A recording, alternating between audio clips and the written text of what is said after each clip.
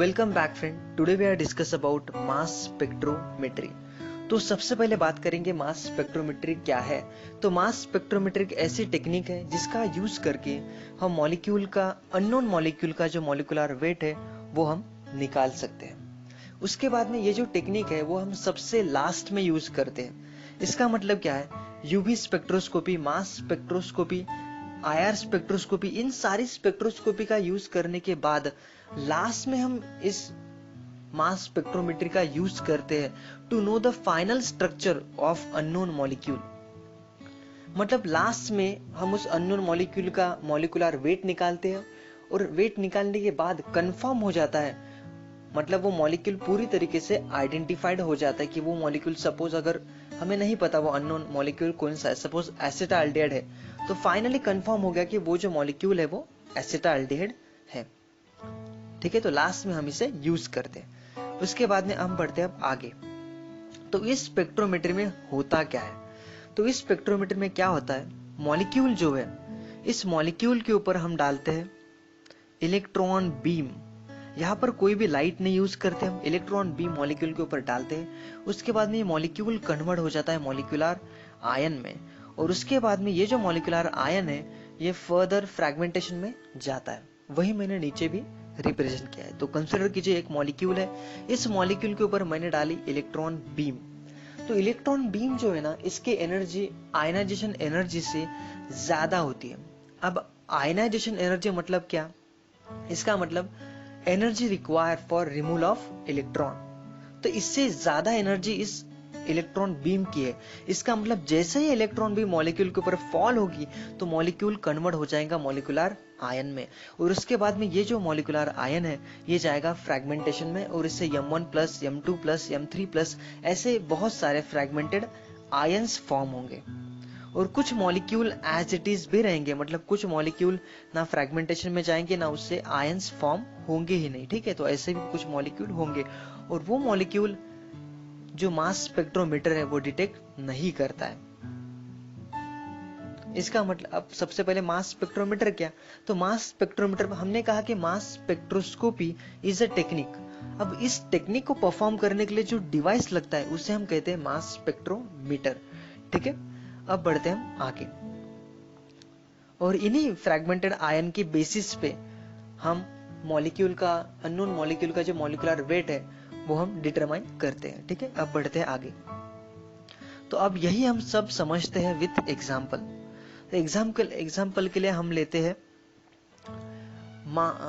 Ethanol. तो ethanol के ऊपर हम डालते हैं इलेक्ट्रॉन बीम, और जैसे इथेनॉल के ऊपर इलेक्ट्रॉन बीम डालेंगे तो इथेनॉल कन्वर्ट हो जाएगा मॉलिक्यूलर आयन में। अब ये मॉलिक्यूलर आयन फर्दर जाएगा फ्रैगमेंटेशन में, और इससे हेट्रोलिसिस, होमोलिसिस होगा, और ये ऐसे फ्रैगमेंटेड आयंस फॉर्म होंगे, CH3 CH2 plus, CH2OH plus, CH3 plus. तो ऐसे फ्रैगमेंटेड आयंस फॉर्म होंगे, और इन फ्रैगमेंटेड आयंस का M/Z वैल्यू, मतलब मॉलिक्यूलर वेट अलग अलग होगा।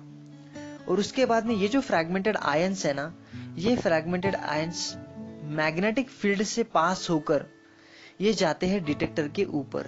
इस कर्व को आप डिटेक्टर समझिए, तो इस डिटेक्टर के ऊपर ये मॉलिक्यूलर आयन, फ्रैगमेंटेड आयंस जाते हैं, और ये डिटेक्टर जो है इन्हें डिटेक्ट करता है, सिर्फ आयंस को ही फ्रैगमेंटेड आयंस डिटेक्टर जो है वो डिटेक्ट करता है।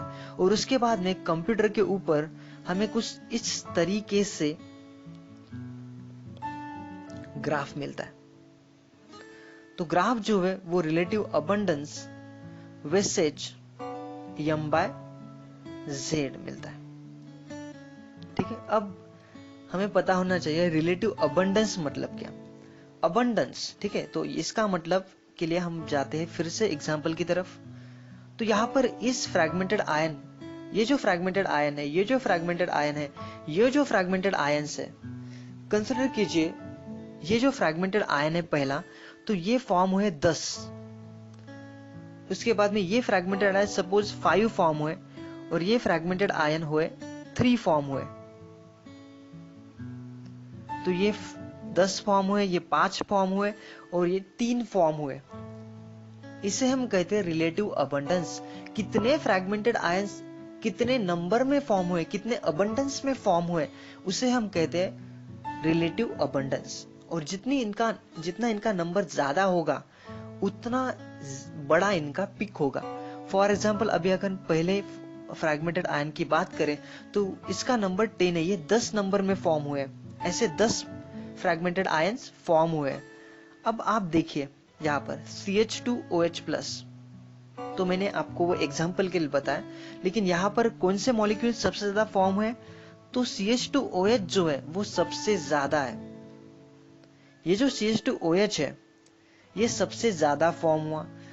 उसके बाद में कौन सा फॉर्म हुआ, CH3CH2, उसके बाद में ये ज्यादा फॉर्म हुआ, उसके बाद में ये फ्रेगमेंटेड आयन ज्यादा फॉर्म हुए। ठीक है, वो मैंने आपको एग्जाम्पल बताया रिलेटिव अबंडेंस क्या है। ठीक है, उसके बाद में CH3CH2OH+, कुछ मॉलिक्यूलर आयंस भी होंगे जो फ्रेगमेंटेशन में नहीं जाएंगे, लेकिन आयंस है तो डिटेक्टर जो है डिटेक्ट करेगा।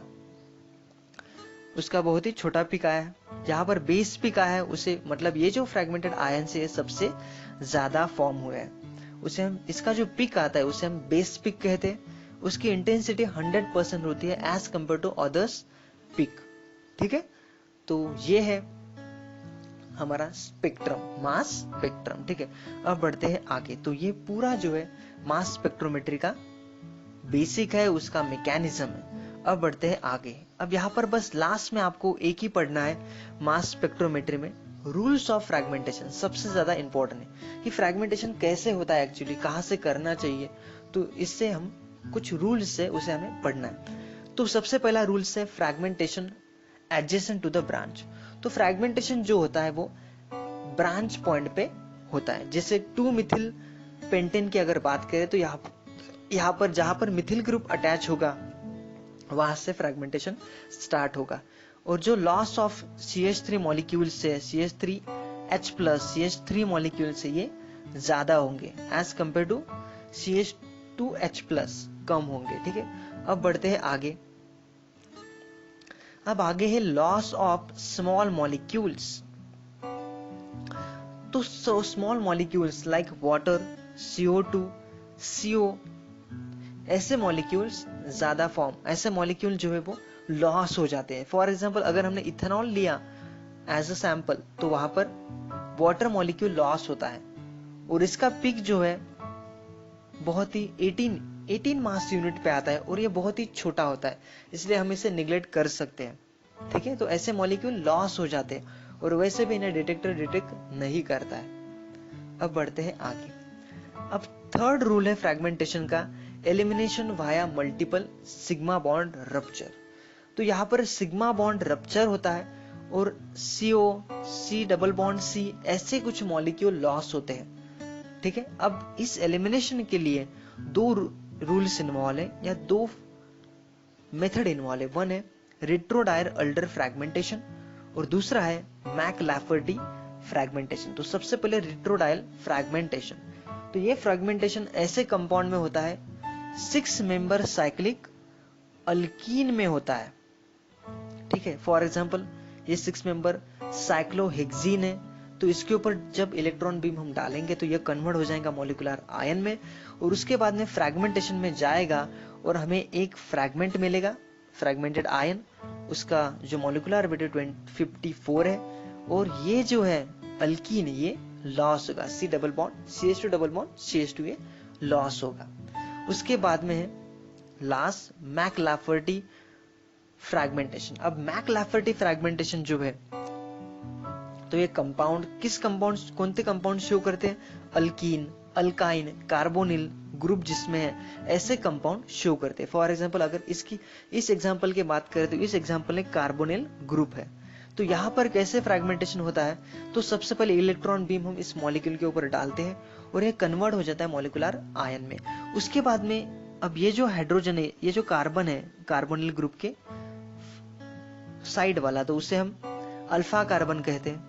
उसके बाद में जो है उसे हम बीटा कहते हैं और उसके बाद में ये जो कार्बन है उसे हम गैमा कहते हैं और इससे अटैच जो हाइड्रोजन है इसे हम कहते हैं गैमा हाइड्रोजन। अब ये गैमा हाइड्रोजन जो है फ्रैगमेंटेशन होने के बाद ये ट्रांसफर होता है इस OH पे और इसे कन्वर्ट कर देता है OH में, और उसके बाद में यहाँ से ये बॉन्ड ब्रेक होता है सिग्मा बॉन्ड, और हमें CH2 डबल बॉन्ड CH2 ये लॉस होता है, और ये हमें फ्रैगमेंटेड आयन मिलता है इस तरीके से। तो ये दो रूल्स है जिसकी मदद से एलिमिनेशन होता है CH2 डबल बॉन्ड CH2। अब अगर इंस्ट्रूमेंटेशन की बात करें मास स्पेक्ट्रोमेट्री की, तो उसका इंस्ट्रूमेंटेशन कुछ इस तरीके से है, आप स्क्रीन पर डायग्राम देख सकते हो। तो यहाँ पर सबसे पहले सोर्स ऑफ इलेक्ट्रॉन बीम है, उसके बाद में है सैंपल होल्डर जिसमें हम सैंपल रखेंगे, और बहुत सारे मॉलिक्यूल होंगे इसलिए बहुत सारे फ्रैगमेंटेड आयंस फॉर्म हो रहे हैं, ठीक है। उसके बाद में मैग्नेटिक फील्ड है, और उसके बाद में डिटेक्टर है, और डिटेक्टर कनेक्ट है कंप्यूटर से। तो इस तरीके से इसका इंस्ट्रूमेंटेशन है, ठीक है। तो इलेक्ट्रॉन बीम मॉलिक्यूल के ऊपर जाएगा, सोर्स ऑफ इलेक्ट्रॉन बीम जो है वहां से इलेक्ट्रॉन बीम निकलेगा, और वो इलेक्ट्रॉन बीम सैंपल के ऊपर जाएगा और फ्रैगमेंटेशन होगा, और fragmented ion magnetic field only ions magnetic field से पास होंगे, डिटेक्टर के ऊपर जाएंगे। जितने number of fragmented ions particular form होंगे उतना बड़ा पिक आएगा, और फिर लास्ट में हमें कंप्यूटर पे स्पेक्ट्रम मिलेगा, ठीक है। और इसी की मदद से हम मॉलिक्यूल का जो मॉलिक्यूलर वेट है वो निकालते हैं, ठीक है। Thank you.